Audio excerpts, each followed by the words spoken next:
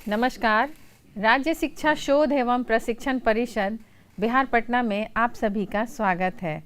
प्यारे बच्चों, आज हम लोग चल रहे हैं वर्ग 5 में और आपकी पर्यावरण और हम पाठ्य पुस्तक से एक पाठ को देखेंगे।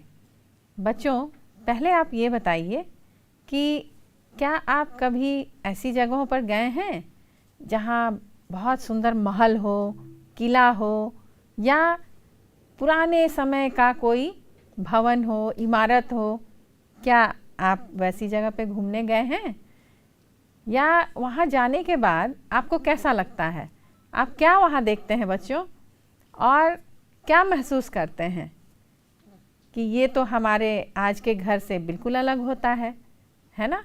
जब हम किसी राजा महाराजा या किसी ऐसी जगह पे जाते हैं जहाँ बहुत प्राचीन काल में या बहुत पुराने समय से वो जो जगह है बहुत सुंदर है और बहुत अलग तरह का बना हुआ है ना? तो ये जो पुराने समय से जुड़ी हुई चीज़ें होती हैं, तो इनको आज भी जब आप देखने जाएंगे तो ये बहुत ही सुंदर दिखती हैं और बहुत अनोखी दिखती हैं, क्योंकि आज जो हमारे घर बन रहे हैं, आज जो हमारे अगल बगल जो इमारतें बनी रहती हैं, वो उन सब से बिल्कुल अलग होता है ना? तो आज जिन पाठ के बारे में हम लोग बात करने जा रहे हैं वो है ऐतिहासिक इमारतें। ऐतिहासिक क्या होता है बच्चों? पाठ 5 में ऐतिहासिक स्मारक। बच्चों, ऐतिहासिक क्या होता है और स्मारक क्या होता है? पहले हम लोग इसको जानते हैं। ऐतिहासिक जो इतिहास से संबंधित हो, इतिहास से जुड़ा हुआ हो, और स्मारक का अर्थ भी वही होता है जिसके बारे में अभी हम लोग बात कर रहे थे कि वो या तो किला हो सकता है, महल हो सकता है, कोई स्तंभ हो सकता है, या कोई ऐसी जगह हो सकती है जो इतिहास से जुड़ी हुई, जिसमें बहुत सारी यादें हों। स्मारक। तो चलिए आज हम लोग देखते हैं कि हम लोग आज किस ऐतिहासिक स्मारक के बारे में बात कर रहे हैं। चलिए बच्चों, एक छोटी सी कहानी है, पहले हम लोग इसको देखते हैं और इसी में है उस ऐतिहासिक स्मारक के बारे में वर्णन। तो चलिए देखते हैं। छुट्टी के दिन जरताज, सना और जैनब अपने पापा के साथ प्राचीन नालंदा विश्वविद्यालय के खंडहर को देखने गए। सना ने शिक्षक से पूछकर निम्न बातों को अपनी डायरी में नोट किया था। हम लोग जिसे नालंदा खंडहर कहते हैं, वास्तव में वह प्राचीन काल में एक विशाल विश्वविद्यालय था, और नालंदा विश्वविद्यालय संसार का प्रथम आवासीय विश्वविद्यालय था। तो गुप्त सम्राट कुमारगुप्त के संरक्षण में इसकी स्थापना 5वीं शताब्दी में हुई। बच्चों, जब छुट्टी का दिन होता है तो हम लोग सोचते हैं कि चलो कहीं घूमने चला जाए। तो ये सारे बच्चे अपने पिताजी के साथ, पापा के साथ कहाँ घूमने गए हैं? नालंदा विश्वविद्यालय में। तो चलिए देखते हैं कि ये है कहाँ पे। बच्चों, जरताज ने भारतीय पुरातत्व सर्वेक्षण की पुस्तक पढ़ी और जाना कि इसमें 10,000 से भी अधिक छात्र थे और लगभग 2,000 शिक्षक थे। इस ज्ञान केंद्र ने विश्व के कोने कोने से विद्वानों तथा छात्रों को आकर्षित किया। कितना भव्य रहा होगा, है ना? और यहाँ कोरिया, जापान, चीन, तिब्बत, इंडोनेशिया तथा तुर्की आदि देशों से लोग पढ़ने और पढ़ाने के लिए आते थे। जैनब ने सूचना पट्टी पढ़कर नोट किया कि 8वीं से 12वीं शताब्दी के बीच इसका उत्कर्ष काल था, यानी कि ये बहुत ही उन्नति के शिखर पर था। और चीनी यात्री ह्वेनसांग यहाँ आकर पढ़े और पढ़ाए। 12वीं शताब्दी के अंत तक इस विश्व प्रसिद्ध ज्ञान केंद्र का अंत हो गया। तो बच्चों, आप देख रहे हैं कि यहाँ 10,000 से अधिक छात्र थे, 2,000 से अधिक शिक्षक थे और 12वीं शताब्दी तक, लेकिन 8वीं से 12वीं शताब्दी तक ये बहुत अच्छा चला और यहाँ बहुत सारे लोग ज्ञान प्राप्त करने आए। लेकिन 12वीं शताब्दी के अंत तक कुछ ऐसा हुआ, कुछ ऐसी घटना घटी कि इस विश्वविद्यालय का अंत हो गया। तो ये कैसे हुआ ये भी हम लोग देखेंगे।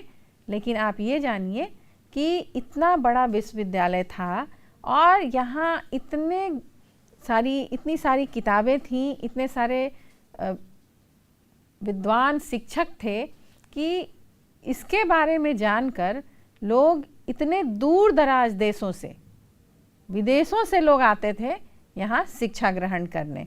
और ये बड़े गर्व की बात है कि ये जो विश्वविद्यालय है ये हमारे बिहार राज्य में ही नालंदा जिले में था। चलिए देखते हैं।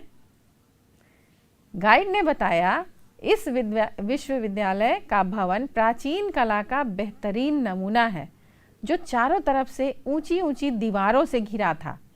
इसका मुख्य द्वार शानदार था। इसमें 8 अलग अलग प्रांगण तथा 10 मंदिर थे जिनमें अनेक ध्यान केंद्र थे। बच्चों, इसकी जो बनावट है, जो अवशेष अभी बचे हुए हैं, उन्हें देखकर लोगों ने अनुमान लगाया और उस गाइड ने भी बताया कि यहाँ चारों तरफ से 4 दीवारी थी, जैसे कि आज भी आपके विद्यालयों में होता है ना। तो ये ऊंची 4 दीवारी थी और यहाँ जो था अलग अलग कार्य के लिए अलग अलग भवन बने हुए थे और ध्यान केंद्र भी बने हुए थे, मंदिर भी थे कि जहाँ बैठकर ध्यान किया जाता था। चलिए आगे देखते हैं। पुस्तकालय क्षेत्र धर्मगंज कहलाता था जो 9 मंजिली इमारत में स्थित था। ये आप देख रहे हैं, चित्र में भी दिख रहा है आपको।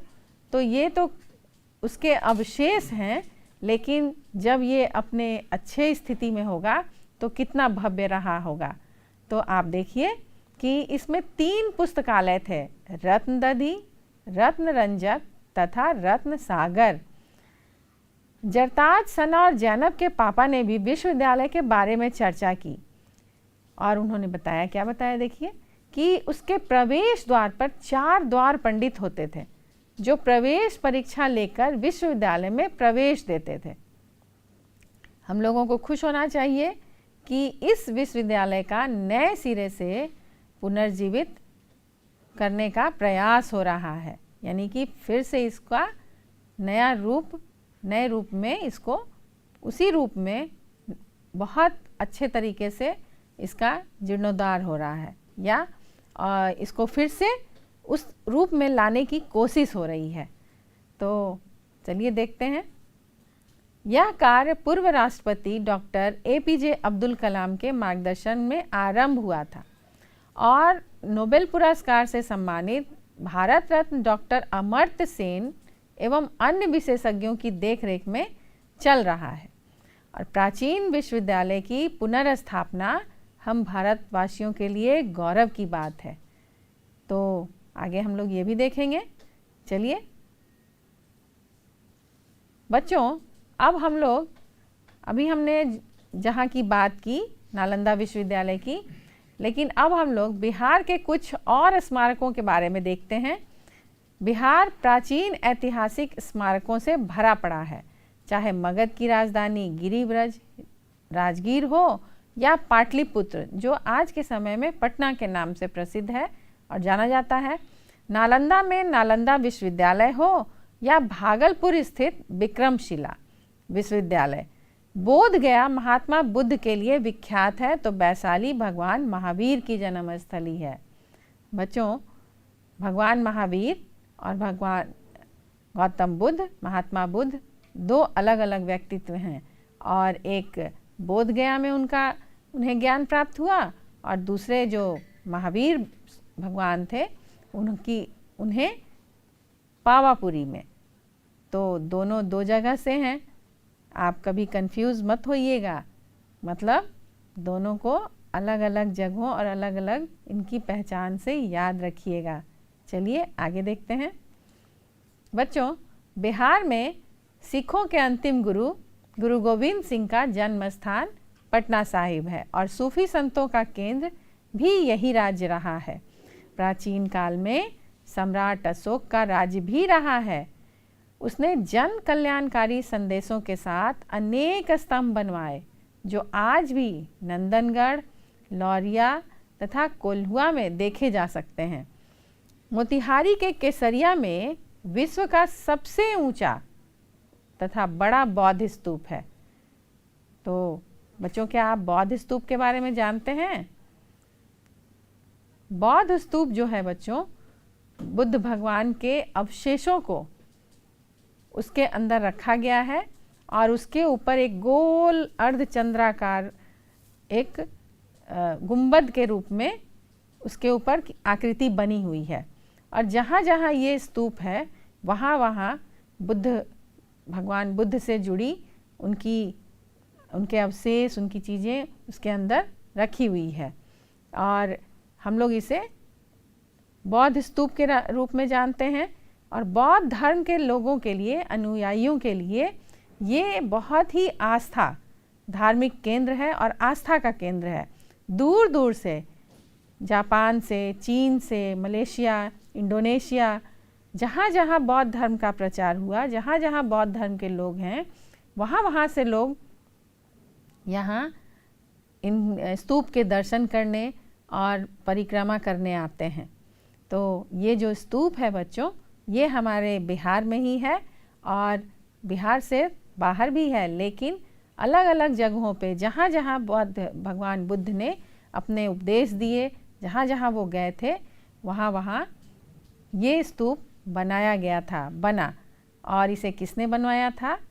इसे सम्राट अशोक ने, जो हमारे इस बिहार में सम्राट अशोक, जो हमारे बिहार के चक्रवर्ती सम्राट थे और जिनके बहुत सारी देन हमारे देश को हैं, और हमारे देश का जो राष्ट्रीय चिन्ह है ये इन्हीं के द्वारा और इसी बौद्ध धर्म के धर्म चक्र से लिया गया है और इन्हीं के द्वारा ये दिया भी गया है। तो आप देखिए, यहाँ एक अशोक स्तंभ है। तो ये क्यों है बच्चों? कि भारत के साम्राज्य में ये एक था। इसे सम्राट अशोक ने बौद्ध धर्म के प्रचार के लिए बनवाया था। यह स्तंभ चुनार के बलुआ पत्थर से बना है और इसकी ऊंचाई 50 फीट है। इसमें 4 शेरों की मूर्तियां हैं जो पीठ से एक दूसरे से जुड़ी हुई हैं। इन चारों के बीच में एक छोटा दंड था जो 32 तीलियों वाले धर्म चक्र को धारण करता था। आप इस स्तंभ को देखिए बच्चों।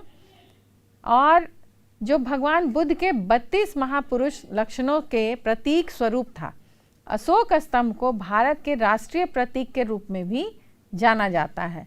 आपने देखा होगा कि हमारे देश का जो राष्ट्रीय चिन्ह है वो अशोक स्तंभ है और उसमें आपने देखा होगा कि 4 तरफ से शेर हैं बने हुए, है ना, और उसका जो आधार है वहाँ एक चक्र बना हुआ है 32 तीलियों वाला। आप ध्यान से देखिए और इसके बारे में भी जानने की कोशिश कीजिए। तो ये उसके पीछे भी एक ऐतिहासिक तथ्य है और इतिहास छुपा हुआ है। चलिए बच्चों आगे देखते हैं। ये है वैशाली का स्तूप। वैशाली का स्तूप बौद्ध धर्म के एक महत्वपूर्ण स्थल है।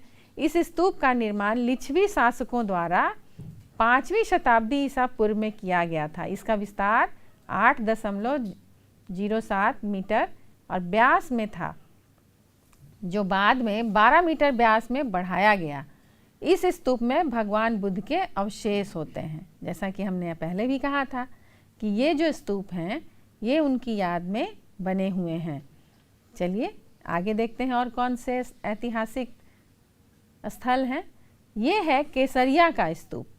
केसरिया जो है बिहार के चंपारण जिले में है और केसरिया का स्तूप ये जो है विश्व का सबसे बड़ा बौद्ध स्तूप है, जिसकी ऊंचाई 104 फीट है और इसका निर्माण लिच्छवी शासकों द्वारा 5वीं शताब्दी ईसा पूर्व में किया गया।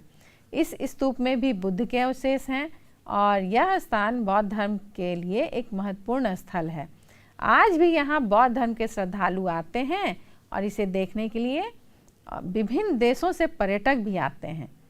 तो ये बहुत ही बौद्ध धर्म के लोगों के लिए बहुत ही महत्वपूर्ण स्थल है।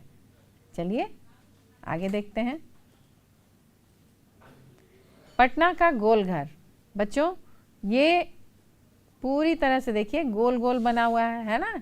तो पटना का गोलघर बिहार के पटना राज्य में स्थित है। इसकी ऊंचाई लगभग 29 मीटर और इसका व्यास 125 मीटर के लगभग है। इसमें एक साथ 1,40,000 टन अनाज रखा जा सकता है। और इसको जिन्होंने इसका डिज़ाइन किया था, बनाया था, वो है गोलघर को ब्रिटिश इंजीनियर कप्तान जॉन गॉस्टिन ने अनाज के लिए, भंडारण के लिए, यानी कि ब्रिटिश फौज जो थी उस समय, उनके खाने पीने की कमी ना हो तो उनके अनाज के भंडारण के लिए इसे बनाया गया था। और इस गोल ढांचे का निर्माण 20 जनवरी 1785 को शुरू करवाया गया और इसका निर्माण कार्य ब्रिटिश राज में ही 20 जुलाई 1786 को संपन्न हुआ, यानी कि ये बनकर तैयार हो गया। और इसके बारे में एक रोचक बात है बच्चों कि जब इसे बनाया गया तो पहले इसके दरवाजे अंदर की तरफ खुलते थे। तो जब इसके अंदर और ऊपर से ये जो आप देख रहे हैं ऊपर की तरफ ये ऐसे है, तो ऊपर सीढ़ियाँ बनी हुई हैं, सीढ़ियों से जाकर ऊपर से अनाज को डाला जाता था। और जब पूरा ये भर गया तो जब दरवाजे अंदर की तरफ खुलते थे तो जब दरवाज़ा खोलने की कोशिश की गई तो वो तो अनाज से बंद हो चुका था। तो फिर बाद में इस गलती का एहसास हुआ कि अरे इसके दरवाजे तो बाहर की तरफ खुलने चाहिए। तो फिर इसमें थोड़ा बदलाव किया गया और फिर इसके दरवाजे को बाहर की तरफ खोला गया और उसके बाद इसका उपयोग अनाज रखने के लिए किया जाने लगा। चलिए बच्चों आगे देखते हैं। ये है औरंगाबाद का देव सूर्य मंदिर। औरंगाबाद का देव सूर्य मंदिर बिहार के औरंगाबाद जिले में स्थित है। इस मंदिर का निर्माण, ऐसी मान्यता है, कहा जाता है कि भगवान विश्वकर्मा ने किया था और इस मंदिर का दरवाज़ा पश्चिम की ओर है।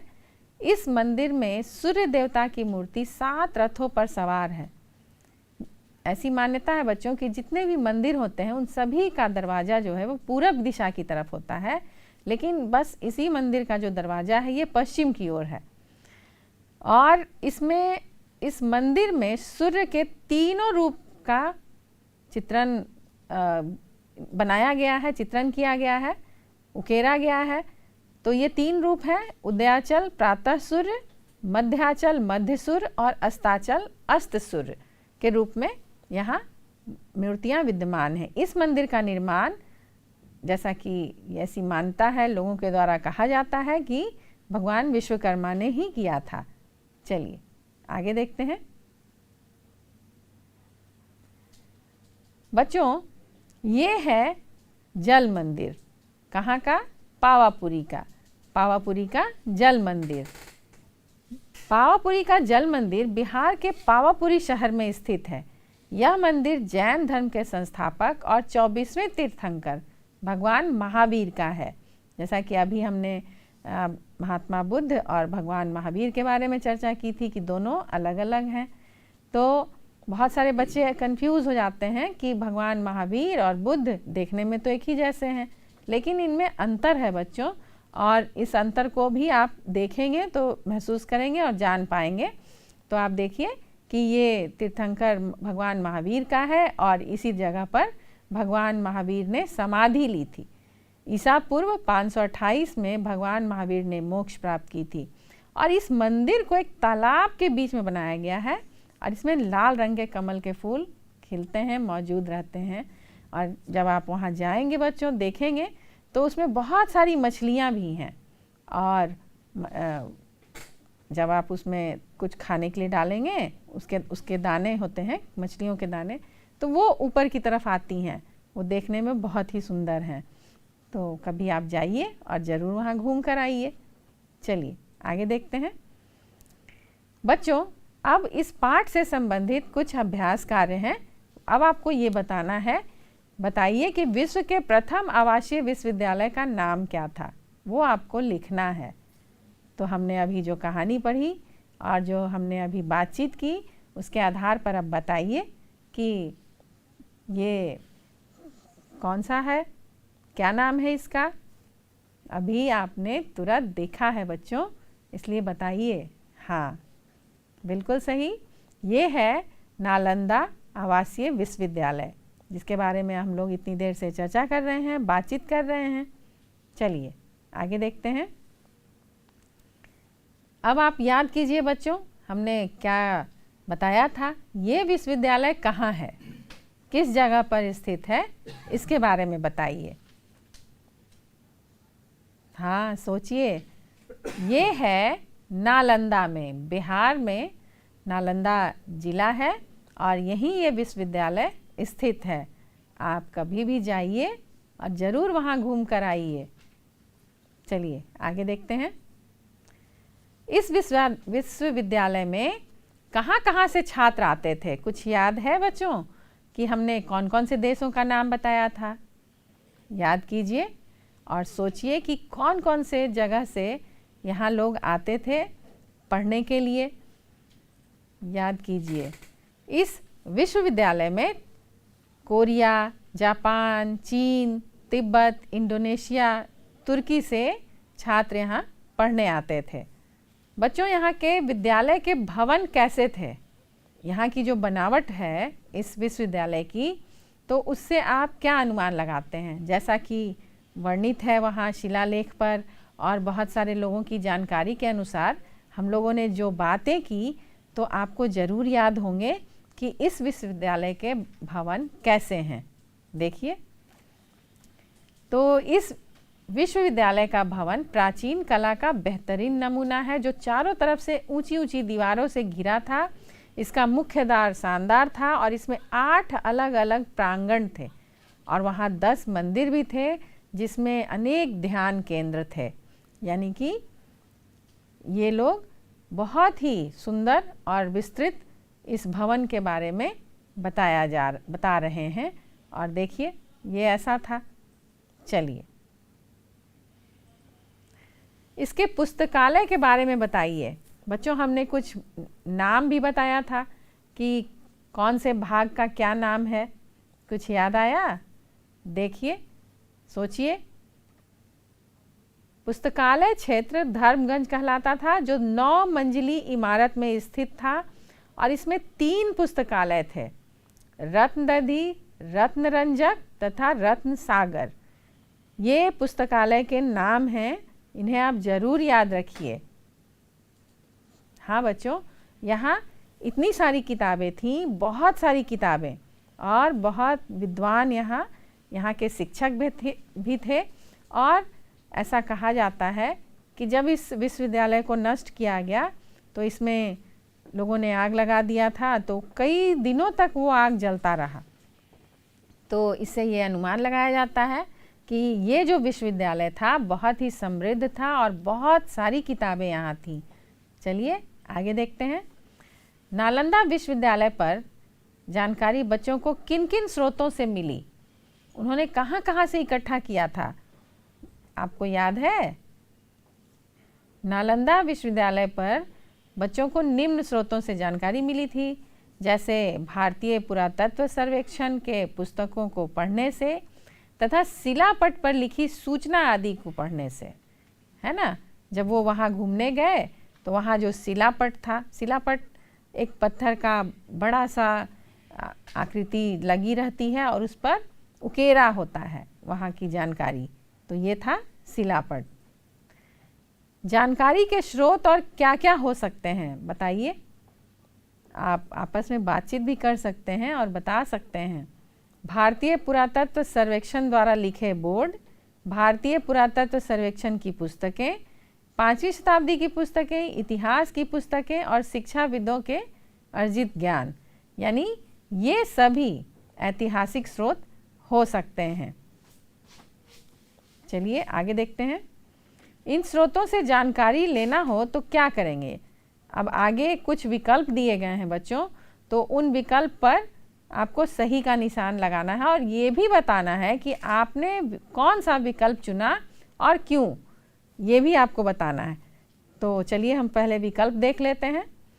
तो विकल्प है कि क्या उन स्रोतों को सिर्फ देख लेंगे, लिख लेंगे या पढ़ लेंगे, या पहले पढ़ेंगे फिर लिखेंगे और चर्चा करेंगे।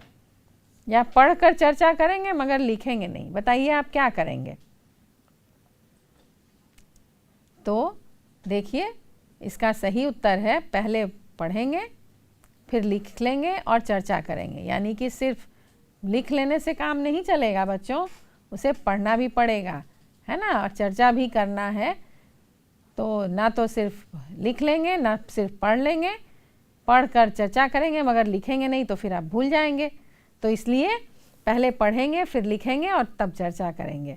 चलिए, लेकिन आप क्यों ऐसा करेंगे? क्योंकि पढ़ने के बाद किसी चीज़ को लिख लेने से फिर उसके बारे में चर्चा कर लेने से वह कभी भी आप भूलते नहीं हैं।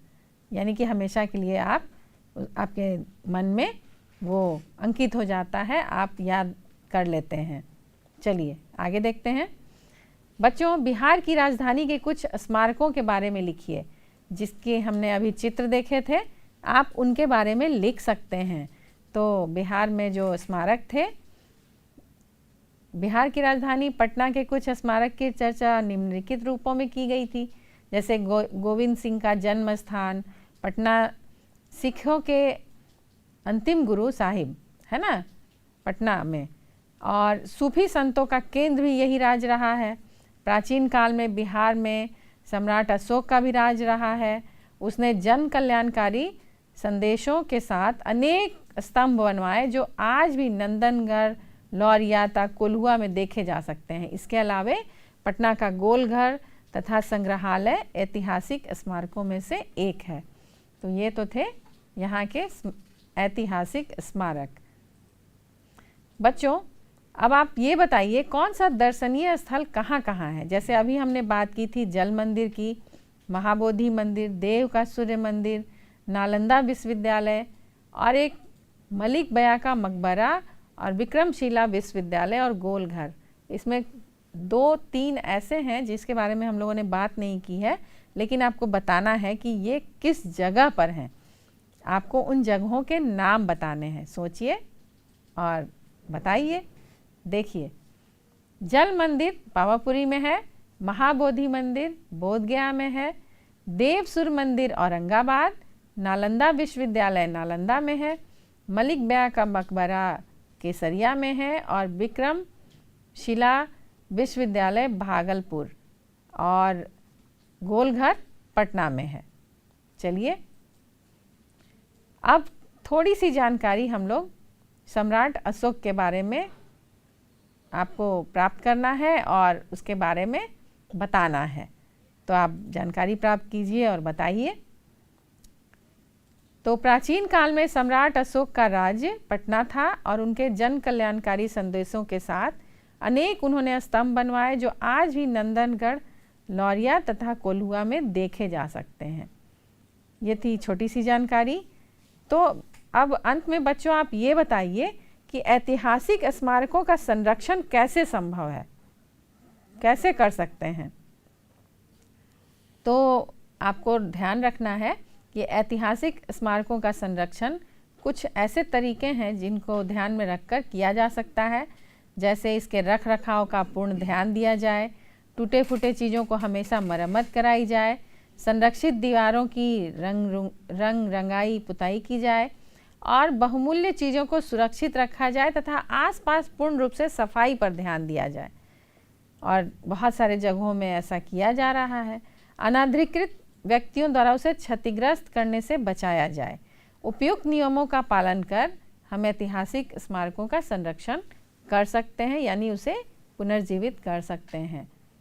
चलिए, अब नालंदा विश्वविद्यालय के बारे में निम्नलिखित प्रश्नों के आधार पर जानकारी एकत्र करना है आपको।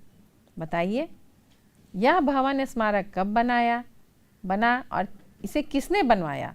यह किन किन सामग्रियों से बना हुआ है? यह भवन स्मारक किस उद्देश्य से बनाया गया होगा? तो चलिए हम लोग जल्दी से देख लेते हैं। नालंदा विश्वविद्यालय, जिसे हम लोग नालंदा खंडहर भी कहते हैं, वास्तव में यह प्राचीन काल में एक विशाल विश्वविद्यालय था और इसकी स्थापना 5वीं शताब्दी में हुई। ये उत्तर आप लिख सकते हैं। नालंदा विश्वविद्यालय गुप्त सम्राट कुमारगुप्त के संरक्षण में बनाया गया था और नालंदा विश्वविद्यालय ईंट, पत्थर आदि से बना है। उस समय सीमेंट की जगह सुर्खी यानी कि चूना, उड़द की दाल, छोआ और गोंद आदि का इस्तेमाल किया जाता था और उससे उसे जोड़ जोड़ कर बनाया गया है। यह विश्वविद्यालय देश विदेश के छात्रों जैसे कोरिया, जापान, चीन, तिब्बत, इंडोनेशिया तथा तुर्की आदि से भी लोग यहाँ पढ़ने के उद्देश्य से आते थे और इसी के लिए ये बना था। ज्ञान देने के उद्देश्य से इसे बनाया गया था। बच्चों, आज हम लोगों ने एक बहुत ही महत्वपूर्ण स्मारक के बारे में देखा और ये हमारे बिहार राज्य के नालंदा जिले में स्थित है और ये एक बहुत ही प्राचीन धरोहर है। साथ ही ये उस काल के पूरे समय को बताता है कि उस समय में भी ज्ञान को कितना महत्व दिया जाता था और देश विदेश से लोग हमारे इस राज्य में, बिहार में, नालंदा जिले में आते थे ज्ञान प्राप्त करने। तो कितना समृद्ध रहा होगा। अपने ऐतिहासिक धरोहर के साथ इस जो स्मारक है इसके बारे में आपने और भी कुछ अन्य स्मारकों के बारे में भी जानकारी आज आपको मिली। आपने बिहार में और जितने भी स्मारक थे उनके बारे में भी थोड़ी थोड़ी जानकारी आपको मिली। बच्चों, आज की कक्षा में इतना ही। हम लोग फिर मिलेंगे एक नए विषय के साथ और बहुत सारी जानकारी के साथ। तब तक के लिए नमस्कार।